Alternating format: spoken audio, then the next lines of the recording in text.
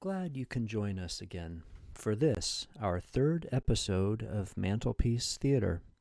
In this episode, we hear the first-hand account of an elderly man who tells his own remarkable story of the German invasion and occupation of Poland in 1939. Back then, he was a young man of 19, living peacefully on his parents' farm. But very quickly, he gets caught up in the events that will forever change the lives of everyone around him. He describes in vivid and emotional detail how he was plunged into the midst of terrible violence and his own descent into despair and hopelessness. But then the moment that gave him renewed hope and a new will to fight for life and love against overwhelming odds. In fact, it is a little boy who inspires our narrator, a little boy who, through the humblest of means and in the most beautiful and sublime way, shows our narrator the way to fight evil and reignites his own will to live and to be free. Well, enough of this preamble. Let's hear the whole story in his own words. You may want a box of tissues at the ready for this emotional tale. The Little Jewish Boy, a short story by Francis Spillane. Mine is a story of repentance. That's guaranteed. But is it also one of redemption? I don't know, but I hope so. Perhaps you can answer that for me. God knows. But I've stolen so much from him already that I haven't the courage to ask him for anything more. Besides, it seems he isn't speaking to me. Janusz Kowalski, the old man sitting across the table from me, grimaced and smiled, somehow at the same time, a singular expression, expressing quite opposite emotions simultaneously, and he continued. I was 19 when the Germans invaded Poland in 1939. I was living on a small farm with my parents, about a half-day's journey by horse east of Gdansk, which was then called Danzig. My father was Polish, but my mother was German, so we were happy, or at least my mother was, when the Nazis came to liberate us. My father accepted the German occupation as inevitable, though he was far less enthusiastic about it than was my mother. I was still young, but already I understood that if it weren't the Germans who came, it would be the Soviets. Everyone took what they could take back then. And Poland was there for the taking. We were ripe for the harvest. After the Nazis took what they wanted, they began pruning the rest away, gathering what they considered chaff and tossing it into the furnace. But that came later. Eventually, their gathering and burning grew very systematic indeed. At first, however, it was merely chaotic. As German soldiers flooded into the area, everyone else seemed to scatter, like ants having lost their trail. The German majority who lived in the free city of Danzig held fast, of course, but the rest of the population smelled danger, and having lost the scent of peace and freedom, they ran. My father, being a Pole himself, argued strongly with my mother, trying to persuade her to abandon our farm and to take our meager possessions south to Chiamo, where he had family. Whatever. But she was stubborn and wouldn't consider taking such a loss by leaving the home she knew and loved, and she was hopeful, too, trusting in the goodwill she imagined our liberators would grant to Poles who were married to Germans. By her logic, a Pole married to a German was made more German by the association. But the Nazis didn't see it that way. Eventually, my father gave up trying to convince her, and finally the opportunity to leave closed. But the Nazis gave my father a new opportunity. One afternoon when they drove up to our home, they informed him that he would no longer be needed as a farmer, and instead he could work for them at a nearby work camp outside of Stutovo, a village just a mile or two east of our farm. So he went to work at Stutthof, as the Germans named it, in the late fall of 1939, when my mother and I continued to work the farm. Not long after that first visit by the Nazis, they visited us a second time to give me an offer I couldn't refuse. They invited me to join what they called cleaning duty, using the term cleaning in that vague and euphemistic way beloved by criminals and evil men throughout history. Apparently, as they saw it, our region had grown very dirty through the long-time habitation by the Jews, Gypsies, Poles, and other unsavory and even subhuman characters, as the Nazis termed them. But now, soldiers and good Germans were working hard to clean up the region, and I would be given the honor of helping. Janusz stopped talking for a moment, and we sat in silence. I watched him quietly and expectantly. He peered pensively into his cup of tea, and appeared to be fighting back tears, until he mastered himself again and continued his story. I remember that day as if it were yesterday. It was November 11th, and it was a cold but clear day. It was a pretty day. Blue skies. I could see my breath. That was the day I died. But I just didn't know it yet. I didn't know anything then. I hadn't seen anything yet. That all quickly changed when they returned later that night, as arranged, and I climbed reluctantly into the back of their truck. That night was an eye-opener for me. It was an introduction into real violence. Even so, that first night was only a foretaste of worse things to come. We drove into Danzig, our caravan of some 10 trucks or so, each carrying, I would guess, around 10 men, most around my age or a little older. Local boys from surrounding villages and farms. In addition to we civilians, there were 2 or 3 Nazi soldiers per truck, there to mentor us into a new debauchery. Really, they were there to shepherd us in our descent into hell. We were like little lambs, sheep being led to slaughter, not to be slaughtered, but to slaughter. Our job that night was to create as much chaos and mayhem as possible to the shops and shopkeepers in the Jewish district, and to anyone else who appeared a little different. Folks who lived in or frequented the red light district, perverts, gypsies, people like that. You know what I mean. So we did our job. What else could we do? Some of us enjoyed it far too much, I thought, but none of us refused. We broke windows, we lit fires, burnt buildings, we spilt blood that night, and we drank. I'd never had alcohol before, but we stole beer and vodka and everyone got drunk. It made everything easier, especially forgetting. I woke up the next morning back at my farm with a splitting headache and I was feeling awful. My mind was in a fog. I couldn't remember what I had done the night before. And that was for the best. We returned to Danzig the next night with the same mission. Frankly, I was surprised any of the Jews were still there. Why would they stay after what had happened to them the previous night? Maybe they had no place else to go. I wish they had. I remember one family especially. They had their dinner table set up in the front room, and I could see them all from the street through their windows. The father was at the head, and the mother was serving, and the 3 children sat waiting for their meal. Outside we were already getting started. Several fires had already been lit, but none of us had touched this family yet. The father appeared to be calm, and he sat stoically, but an occasional sidelong glance out the front window betrayed his inner tension and fear. Nevertheless, he was brave. They all were, fighting to maintain some normalcy, to have a simple meal together, while the tempest brewed just outside their front door.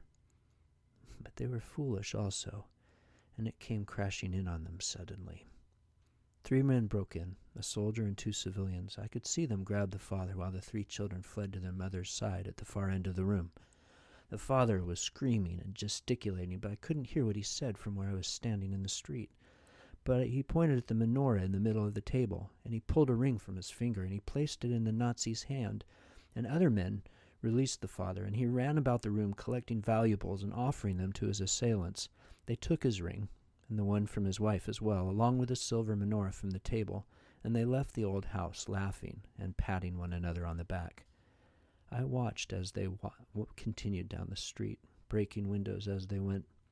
From within the home I heard a great wailing and weeping, and I turned back to see the father slumping in his chair, exhausted, and he is despairing, with the rest of the family clinging to one another, the youngest burying his head into his mother's apron.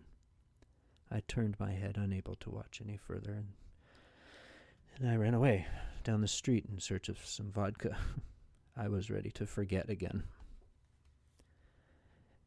Near the heart of town, in a large square set off to one side of Ogarna Street, was the site of the great synagogue, which had been demolished by the government earlier in the year. On this frigid November night, 6 months after that demolition, an impromptu party began, with a large bonfire fueled by wood pulled from the remains of the nearby synagogue. I found my vodka here in abundance. Grabbing a bottle, I sat with my back against the nearby building and watched the revelers. They celebrated this night of destruction. They celebrated their accomplishments from earlier in the night, and they celebrated the first-year anniversary of Kristallnacht, which had taken place the previous year throughout Germany, with the destruction of thousands of Jewish shops, hundreds of synagogues, and the loss of hundreds of lives. As I watched, several men pull what appeared to be a long church pew from the rubble and then drag it onto the bonfire, my thoughts drifted to the time when carpenters somewhere had built that pew for the purpose of worship. Now here it was fueling a very different kind of celebration. Was it still worship of some kind? Maybe a perversion of worship. The sacred stolen by the profane. What God intended for good, man would use for evil. It seemed ironic to me as I watched the pew ignite and burn, and as I poured the cool, clear liquid down my throat, I couldn't help but smile a twisted, ironic smile and wonder, was everything good in the world burning now? Was the vodka filling my belly and the alcohol numbing my brain, erasing all memory of what was good or what was bad, or any memory of what separated the two? A few nights later, I found myself back on the street, where I had seen the family having dinner, and I searched for their home, curious to see how they were faring. The street was littered with glass and debris, bricks lay in piles, and many of the houses were completely destroyed. It was difficult to orient myself because of the changes. I could barely recognize this as the same street where I had stood watching the poor family only a short time ago. Eventually I found their home, but they were no longer living there. It was uninhabitable, having burned nearly to the ground. A blackened brick veneer still wrapped the foundation of their tiny home. Shards of coal black wood shot upwards, a skeleton which implied the framing of the front windows and the doorway. I stood sadly staring at the remains, and I wondered, what had his gifts for the Nazis that the father gave bought him? A little time, possibly, hopefully enough to escape. Had it spared the lives of his wife and children, at least? Were their lives worth a silver menorah and 2 wedding rings? The following week I was transferred to a different assignment, one that sounded promising and gave me hope that the worst atrocities were now behind me. They were taking a group of us out into the forests near Piasnica to dig trenches. It sounded like hard work, but I reasoned it must be better than dragging people from their homes and beating them in the streets. I was a strong young man, tall and muscular, so I had the physical makeup for these things. but not the mental or emotional ability to leave people battered and broken in the gutters. I welcomed getting out of Danzig and into the woods. I felt hopeful now as they drove us up the dirt trail, deep into the pine forests to our new assignment. The air was clean and fragrant and reinvigorated my soul. I felt relief as I looked out the back of the truck as we wove our way under the trees, past several military checkpoints, and then stopped in a large clearing. It was very busy, strangely busy, for such a remote location. At the far end of the clearing stood a small hut, or tent, with several military vehicles parked nearby. And throughout the clearing were numerous transport vehicles, trucks of various kinds, some military, some civilian, unloading common people, with Nazis everywhere barking orders and shoving folks in lines and marching them in various directions to far ends of the clearings or further off into the trees. I didn't expect this, and the other men that had traveled with me were equally surprised by the sight. A small, gaunt officer with a stern expression and deep-set eyes greeted our work group curtly and motioned to follow him. The crackling of gunshots filled the air. Handguns, rifles, some machine gun fire. I looked all around me, trying to determine where it was coming from and if we were in danger, but it was so chaotic and my mind couldn't understand what I was seeing. All hope drained out of me, however, when I saw a man about 50 shot through the forehead, not 10 feet away from me, and as his lifeless body fell backward into a pit behind him. As we continued walking past, I peered down into the hole, and there, strewn across the bottom, were other lifeless people. I recoiled in horror. I turned away to stare up into the treetops. How could this be? Where were we? It then became clear to me, these people piling out of these trucks, they were all here to be executed. This was murder on a grand scale, and I was to have some role in it. I grew nauseous upon this realization, and I collapsed to the ground. And then I threw up, recognizing we were here to dig graves, not trenches. For several days we dug graves, wide, shallow depressions in the earth to receive the dead, the half-dead, and occasionally the fully alive if a bullet happened to miss the mark. Typically these were shot again as they were in the process of climbing back out, having left a short trail in the newly turned earth, with a hand or perhaps an arm having reached out over the top, grabbing hold of a tuft of grass as their final living act. There was no vodka here to help us forget these things, and so we went out of our minds in order to escape what we witnessed. Against reason, we accepted what the Nazis told us, that these people were not human. They were less than human. They deserved this fate. I had to accept this, because how else could it make any sense whatsoever? How else could such an injustice befall the just? No, these deaths must be justified somehow, and therefore these people must be guilty of something, anything, to make it right. I died a second time out in those forests of Piasnica. Are there degrees of death? Yeah, there must be, for I had already died a first time several weeks earlier, when I had been taken from my family farm and taught how to terrify and brutalize people, when I learned how to beat the innocent and leave them bleeding and unconscious in the streets of Danzig. But this was much, much worse. I had retreated into forgetfulness then, but now, where could I retreat? There's nowhere to go. I felt the death reaching into my own soul like a spreading gangrene. In this way we allowed ourselves to be hypnotized, to take direction in a daze, to follow any order without question. We gave up fighting, happily relinquishing any protest, because acquiescence allowed us to take another step, to go on living another moment. Otherwise we couldn't have gone on. A bullet would have inevitably been our own end. I suppose we still hoped, somewhere inside, that we might awaken again to the life we once knew before this nightmare took over. So we clung to any means of keep going, in hopes of stumbling by some miracle back into that former life. We usually dug during the night in order to prepare enough graves for the next day's victims. And during the day we followed the living as they were marched to their end, and then our job was to fill in the holes once they had been killed. I no longer recognized faces or individuals. The new arrivals to the clearing were just forms moving about in a haze. I rarely looked at them as we walked.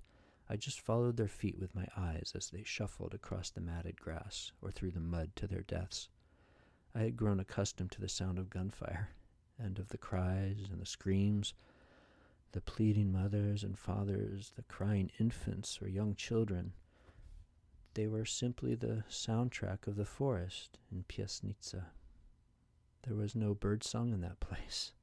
The birds had all fled long ago. Yeah, lucky to have wings. One day, a day like any other, a truck arrived late afternoon and let out a group of 20 or so, who were quickly divided into groups of 5, and they marched towards their graves. I followed one of these small groups as they trudged forward. A pair of men's shoes, a pair of women's shoes, 2 sets of young, slender legs with bare feet, and a small pair of boys' shoes made their way through the mud, and I followed after them, with a Nazi soldier sauntering nonchalantly at the rear. As we walked, I recognized a strange sound, not a bird, but like that. It was a sweet sound, and I found myself smiling, though unsure at first where it originated. It was a woman's voice singing softly as we walked, and then a man's voice joined her, also quietly, though resonant and full of emotion. I lifted my eyes to watch them, unable to resist, and I stole quick glances as the mother and father sang to their children, as if to create a shield or shelter over them by their loving voices. It was a deeply intimate series of moments between parents and children as they sang, while caressing their heads with their tender hands, while whispering consolingly familiar songs into their ears, hovering close with their lips and kissing their children's faces repeatedly as they went. My own calloused heart silently scoffed at the futility of the singing and the loving attention, and yet this same heart of mine stirred and yearned for the singing to continue, even if it made no difference upon the final outcome for this little family, and I knew there was no chance that it could. Even so, somehow these intimate moments shared between them seemed to rebuke the ugliness around us, and it made me happy. I smiled to think that this is how angels might spit in the face of demons, simply by ignoring their evil and continuing to love in spite of it all. At the direction of the soldier, the family stopped and stood huddled together at the rim of a muddy hole, the one I had dug earlier that morning. Though they prayed, and though I joined in a silent, unconscious prayer of my own on their behalf, even so, at one particular moment in the life of the world, the sublime and sacred finally succumbed to the carnal and profane. Several gunshots rang out in quick succession, and the family vanished into the earth. But why did I happen to recognize them at that moment of all moments, as they slipped away altogether from this world?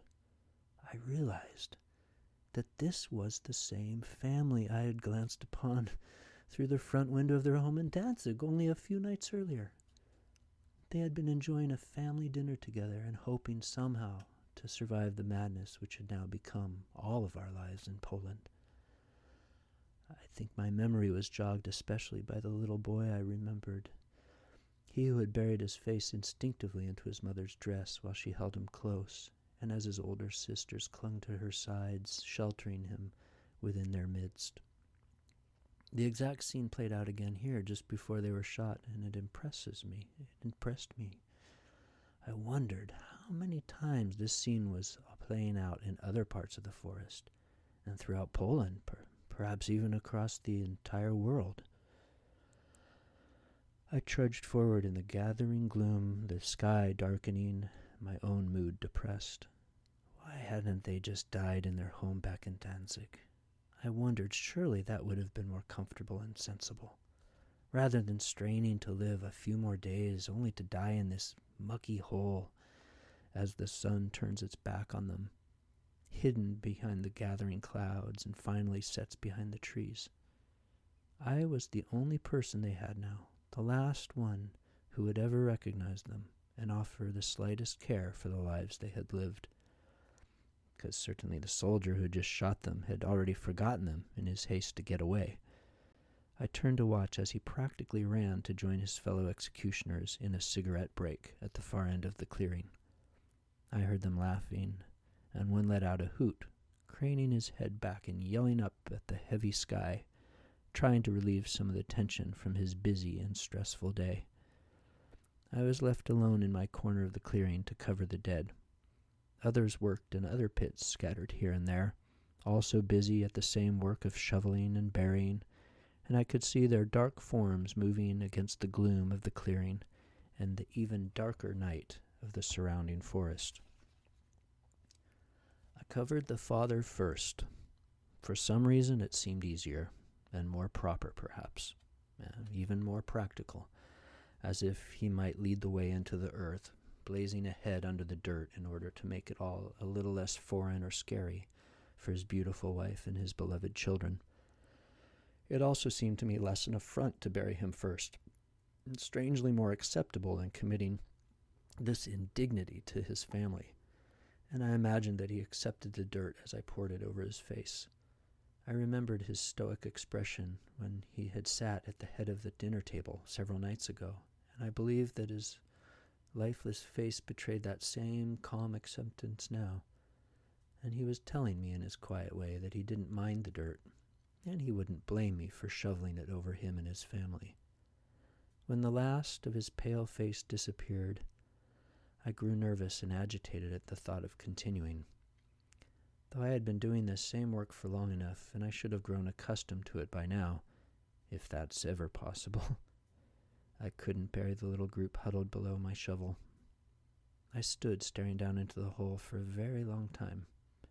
It was night now, and the cloudy sky afforded little ambient light to see by, but I could see the mother and two girls huddled together in much the same arrangement they had been when they had been standing. However, their mother was now turned and facing downward, so I could only see the back of her head.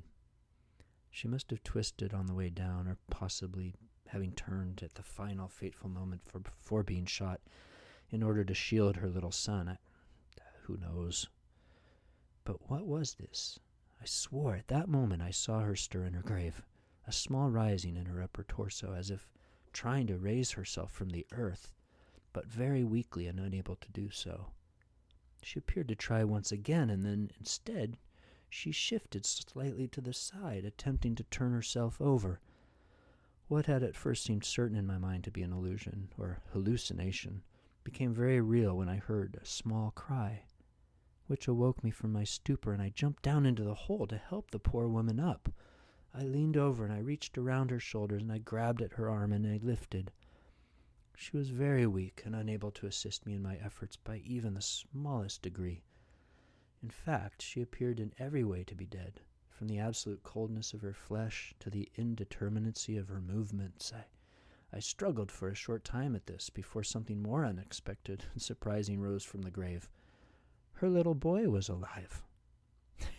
He clambered slowly out from beneath her breasts and lifted himself with great effort while pulling his legs out from under her hips to release himself from the earth. Sadly, his mother had in fact died when she had been shot, and her movement here was only the result of her son's attempts to break free from their tomb. But the little boy appeared to have been spared entirely, for I could find no bullet hole upon his body, and he was intact.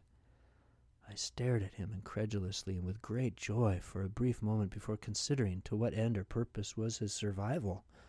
This fleeting thought brought me back to reality as I determined the improbability of him getting out of this forest alive.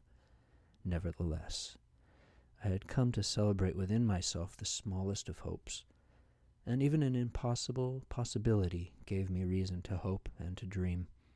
The miracle of his life, as I was truly looking upon his living face and feeling his warm breath and touching his living body was enough for me to deem his survival, even if it was to be short-lived, a complete success of goodness over evil. And I wept.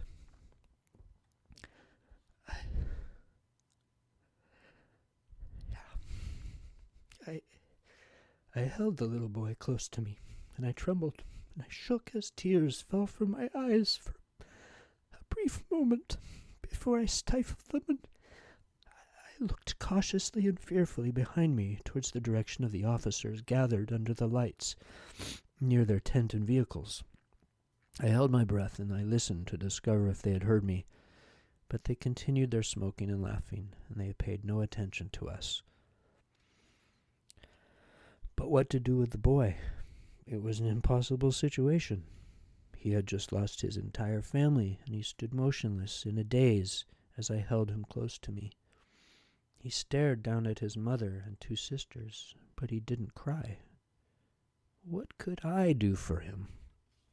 I couldn't get him out of that place. There was nowhere good to hide him. Even if I was willing to sacrifice myself, what would that accomplish? His father couldn't buy his life. He couldn't rescue him, and I had nothing at all to give. His parents and his sisters were only able to provide him a little more time, but nothing beyond that. Yet that was something, and I could also give him that, a little more time. I knelt and looked him in the eyes. They were alert and filled with sorrow. I apologized to him for what had happened and for what I had to do. I explained that I had already buried his father, and that I must bury his mother and his sisters as well. There was no time to shelter him from these things, and the hard truth seemed the only kindness that I could offer him in that place. I asked him if he understood me, and he nodded that he did, but he didn't speak. Next, I explained that the Nazis would return soon to check that I had done my job. He needed to run and hide in the forest now if he wanted to survive. I had no idea how long he could survive there, or what sad and unfair death he might eventually meet, but I had no better idea to propose. I stressed to him that he must run, but to be as quiet as he possibly could, and that he must keep running and get out of this place. He nodded, and I helped him up out of the hole. I pointed in the direction I thought he should go, but he just stood looking down into the grave, unable to move. By this time I heard the soldiers breaking away from their reveries, and I saw lights coming our way. I shook the little boy, and I whispered my command, "Leave, now! You must go, run! Don't look back, just run, get away from here!" He stared at me for a moment, took a final look at his mother and his sisters, and then turned and ran away into the forest, as fast as I'd ever seen a little boy run.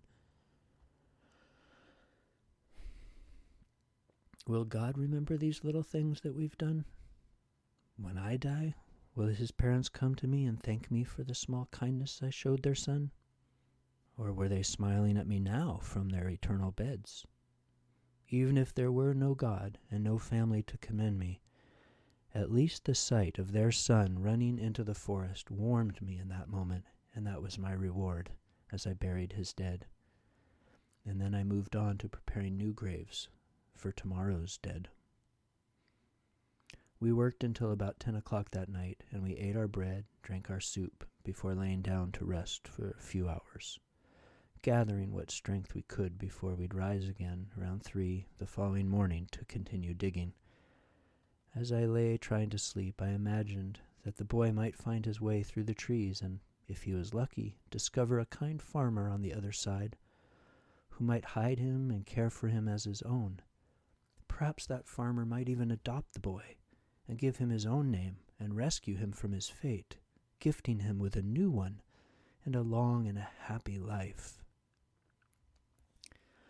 Well, close to midnight, I'm guessing, a brisk breeze arose and gently shook the treetops and rattled our flimsy tent, and with it the clouds began to part, and it grew lighter as the stars and a waning moon cast their pale light into the clearing. Unable to sleep, I left the tent and I walked out across the clearing to look at the stars.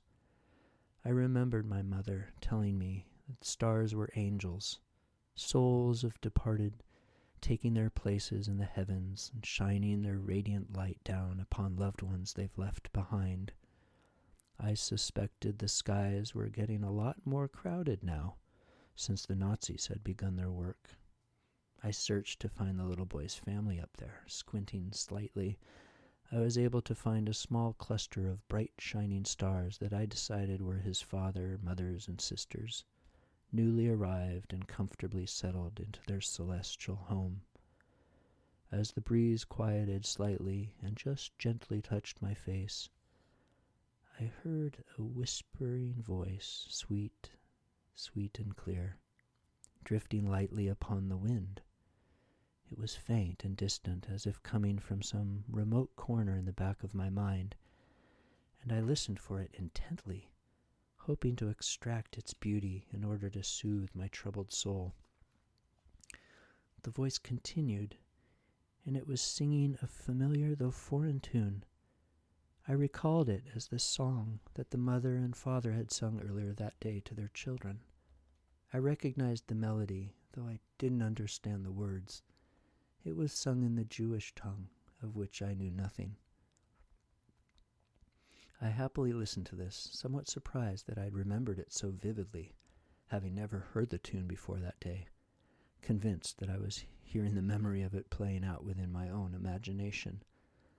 But unlike other imaginings, the specters within my own mind, which eventually dissipate and give way to new thoughts, this singing continued and in fact grew louder as I walked across the clearing. I stopped walking and I craned my neck, tilting my head in the direction of the singing in order to attempt to capture every decibel of sound, hoping to discover the source.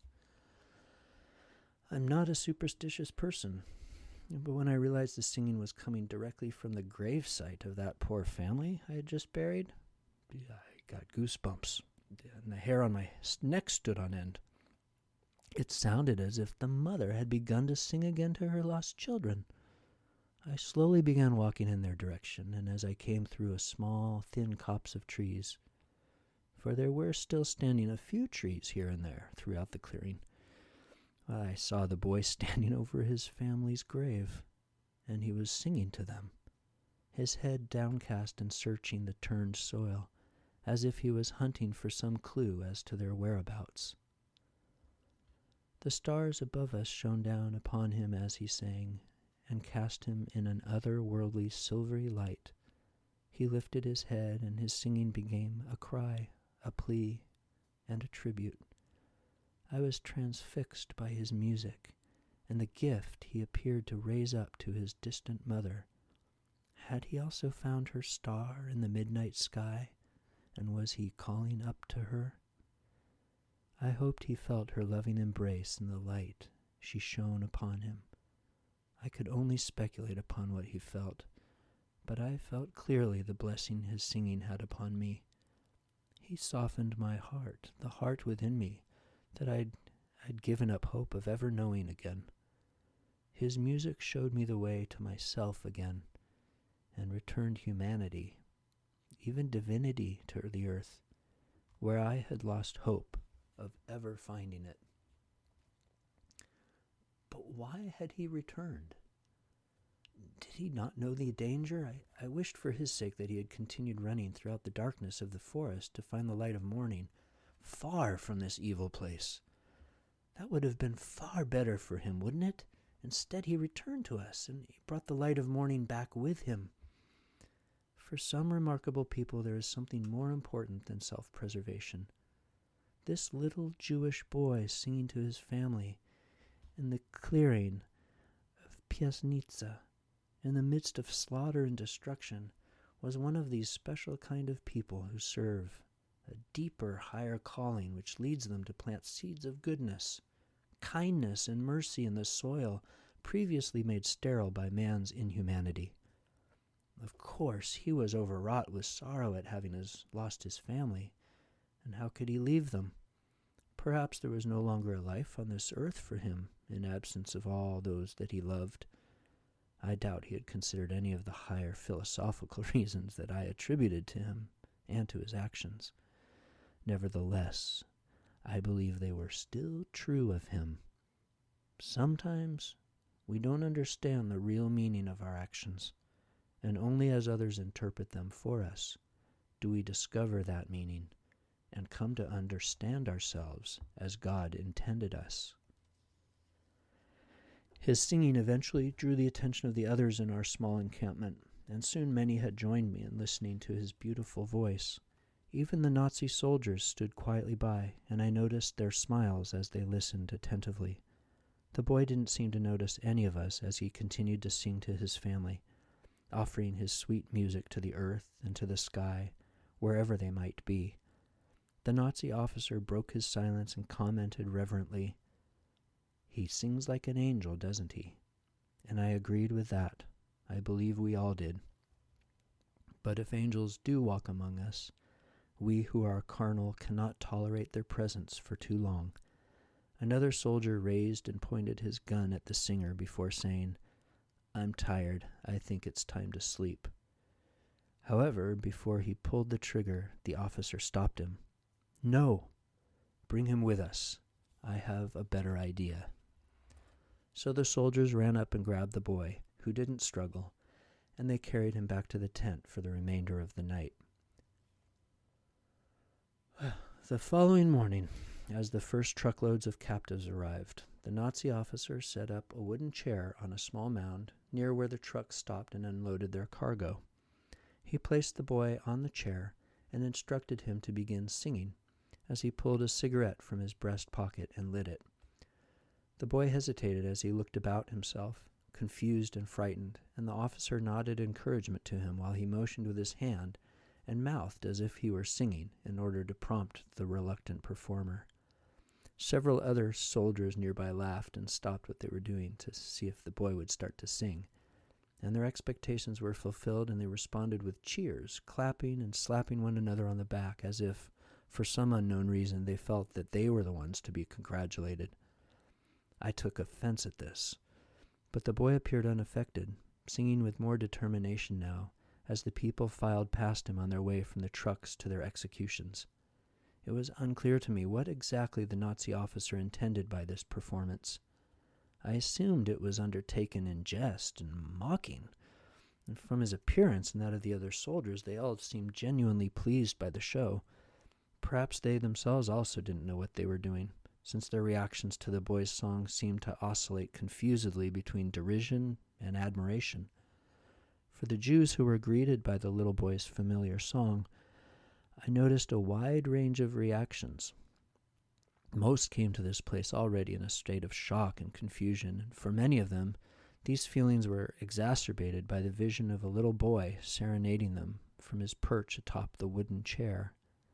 They looked at him perplexedly, unsure of what to make of his performance. Others smiled at him, and some stopped momentarily with expressions as if they were seeing a ghost, or more accurately, a heavenly spirit, their faces shining with inexplicable joy and awe. A few broke down and cried, crumpling to the ground in tears. He took encouragement from these people, and he sang with greater confidence and with deeper emotion.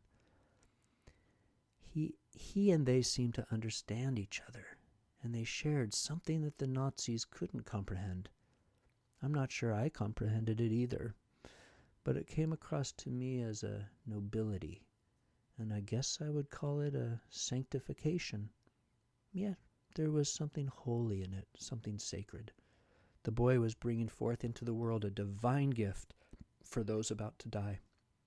He was showing them a glimpse of the beauty of the next world. He seemed to be opening a doorway into eternity for them to see through his singing, so that they might go to their grave with a little less fear and a little more hope than they could have were he not there to shepherd them. This lasted 3 days. The boy sang at intervals during this time, and he was given relatively kind treatment by the soldiers. He was fed well and even allowed some time to play, though he mainly used that time to sit with his family. He didn't try to run away, though I still wished he would.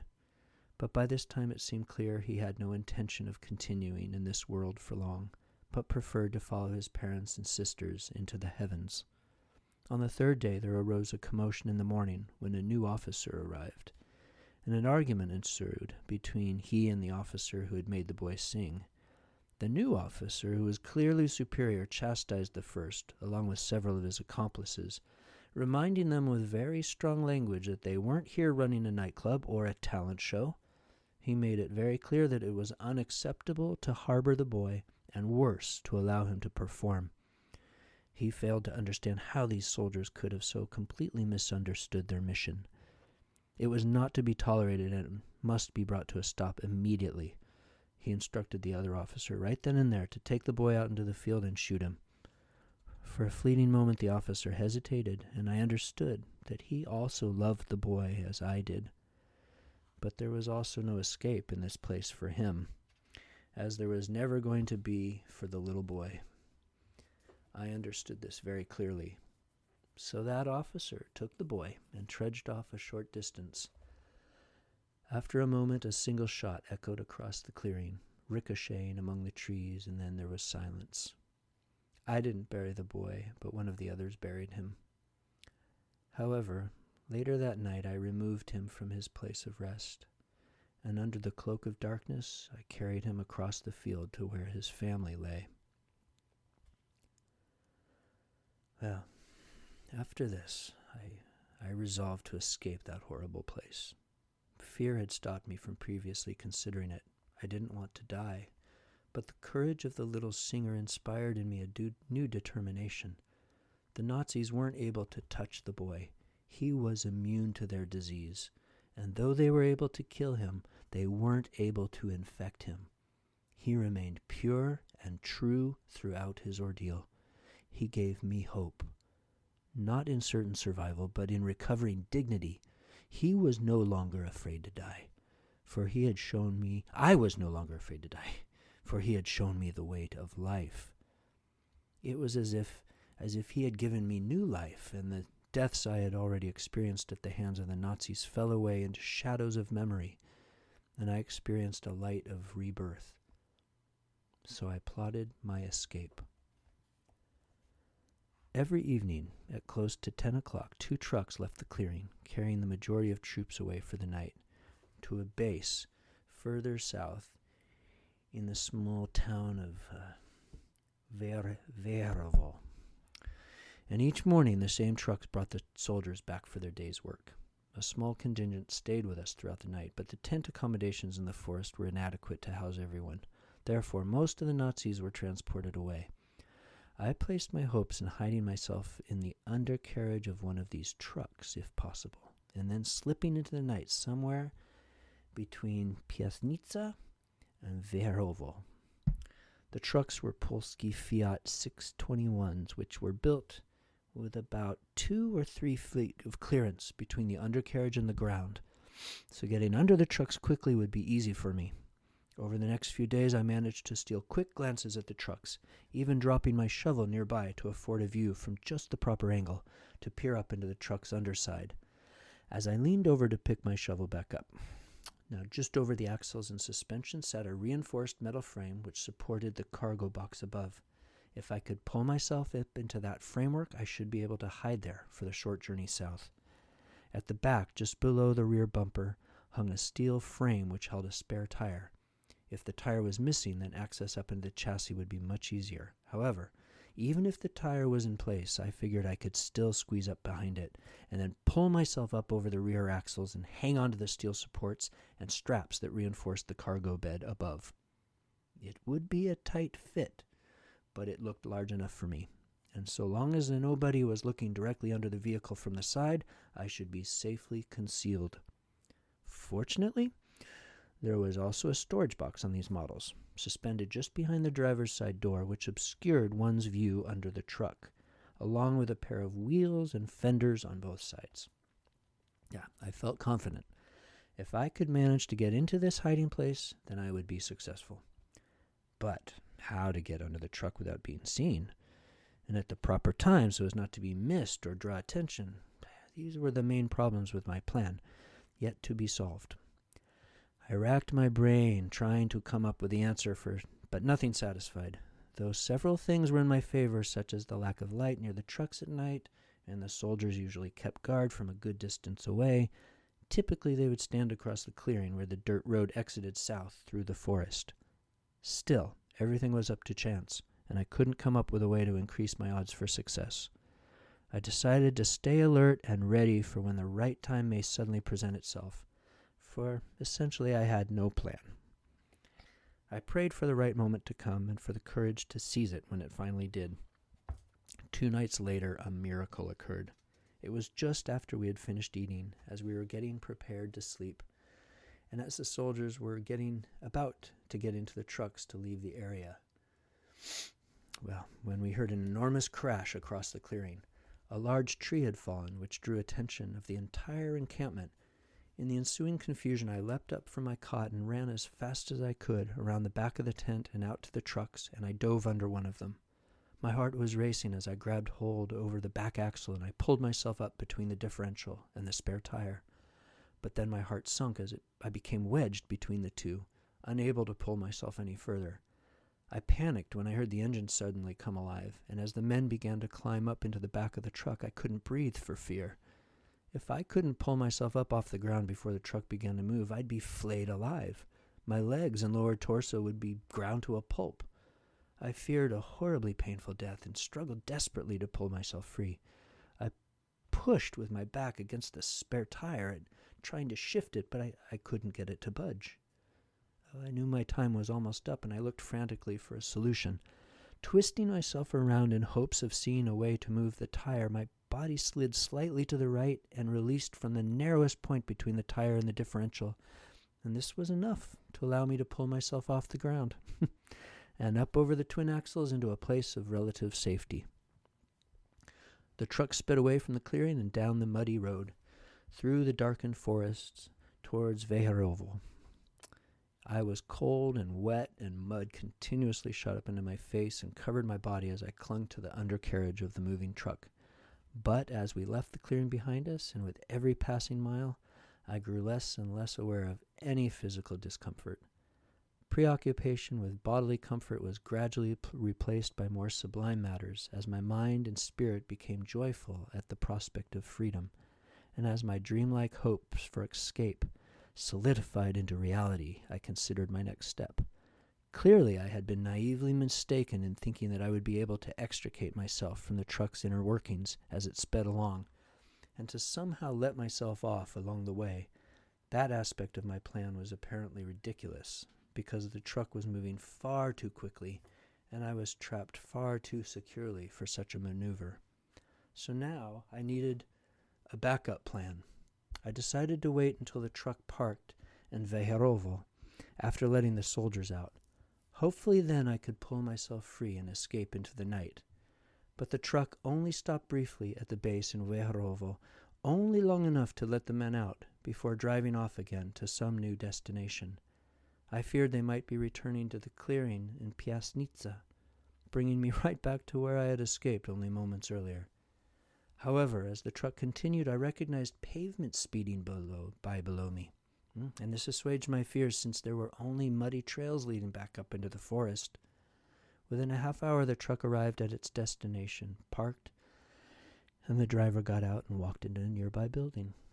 Fortunately, the street was not well lit, and there was no traffic nor pedestrians nearby. So my exit from beneath the truck went unnoticed, and I managed to slip away undetected. I was in Danzig now, and I made my way quickly through town, following back streets and alleys to avoid being seen. Instinctively, I was heading to my family's farm, located several miles east. Even in the dark, I knew the way well and managed to get there by early morning. It was around 1 a.m, I guessed, when I approached the narrow lane which led south to our property. But then it occurred to me that they would come looking for me here once they discovered I had escaped Piasnica.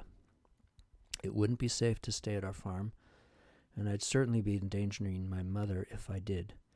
It was best if she knew nothing about my location when the Nazis would come knocking later that morning. So instead, I continued east a few hundred yards and then turned south, following the main road which traversed the plains of our agricultural district. This route would take me first across the Scarpava River at the town of Ribina, then across several smaller irrigation canals, and finally over the Nogat River near the tiny village of Javona. I hoped to make that final crossing before daylight, and then find a hiding place in the nearby woods on the eastern bank of the river to evade being seen throughout the coming day.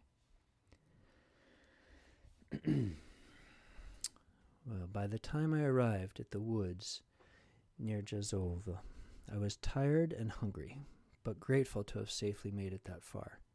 I clambered deep into the woods and then set up several branches against an old fallen tree and covered them with leaves. After pulling myself under their cover, I scraped together a small pile of moldering leaves and dirt as a makeshift pillow, and I fell asleep.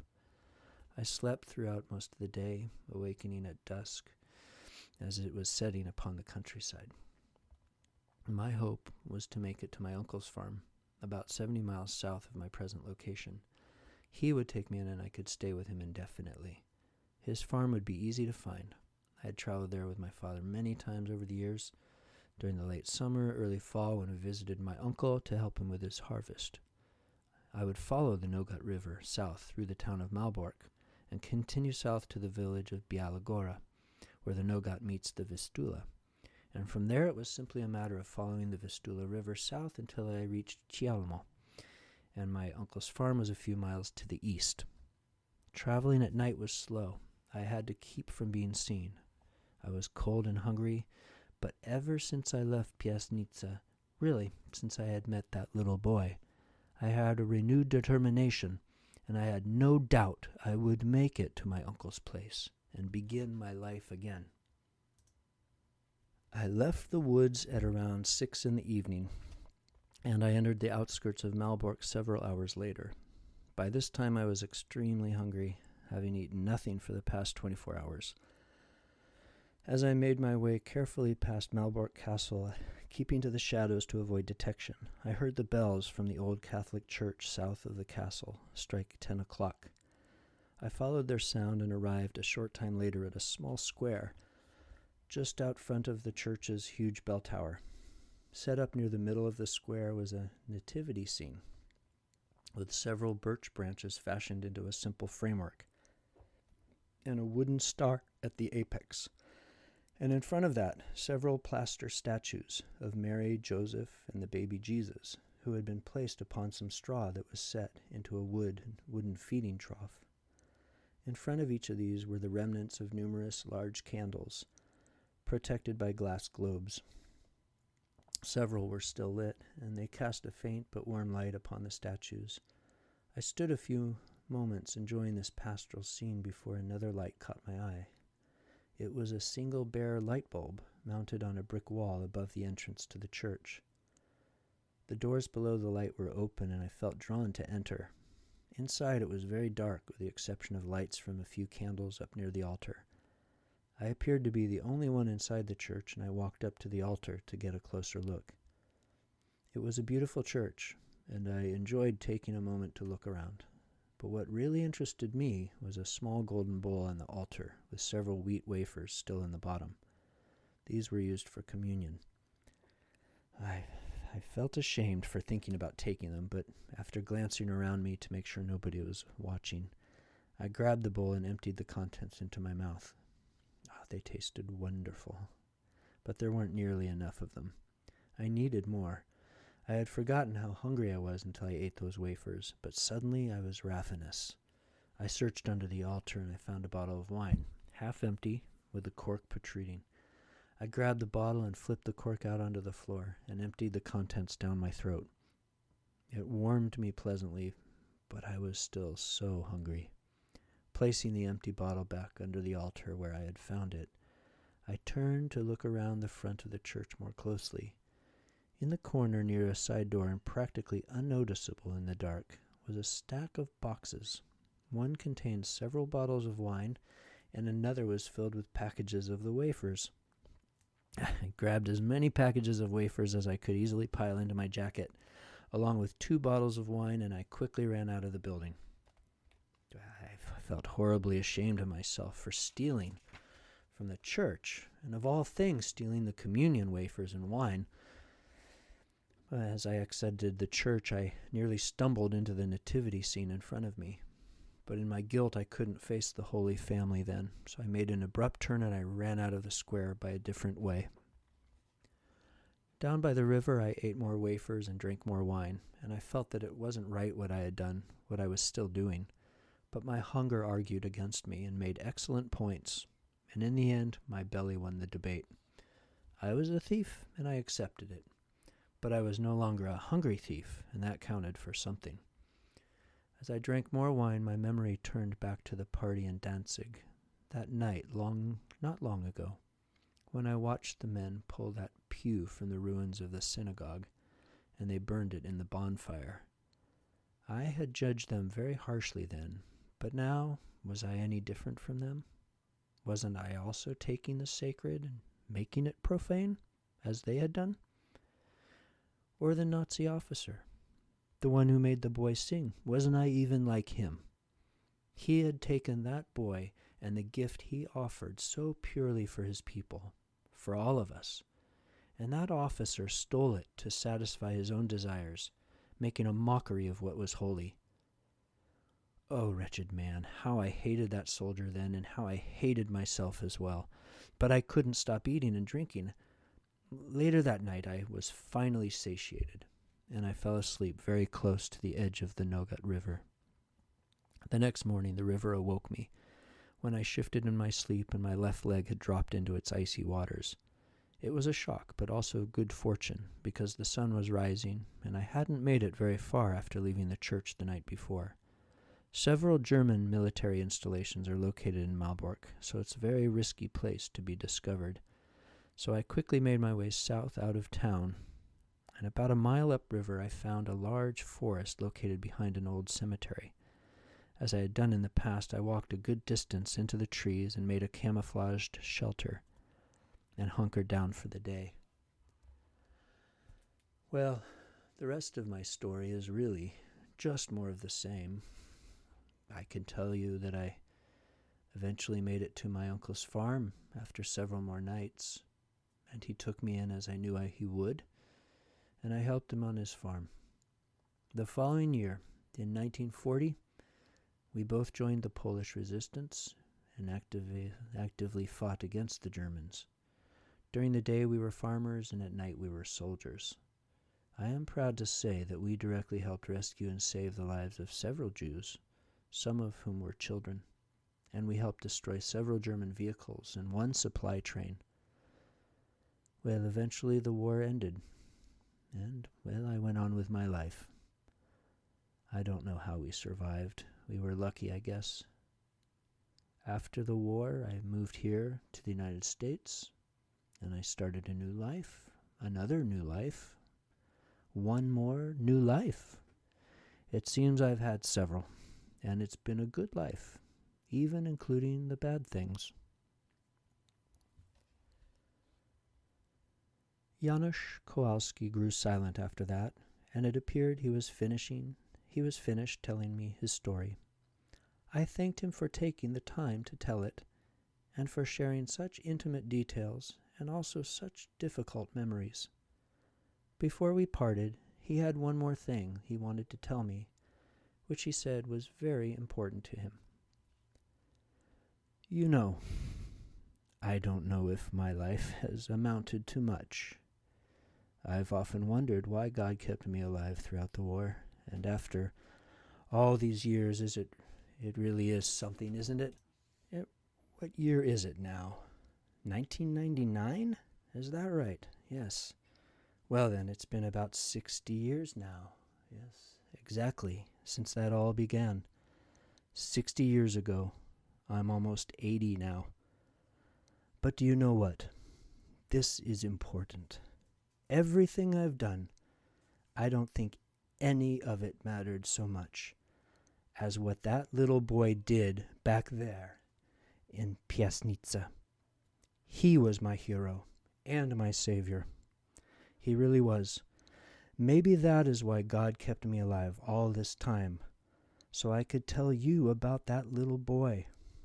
Yes, if there isn't anything else good that I've done with my life, at least I've told the world about him and what he did for us. And maybe that's good enough. The end.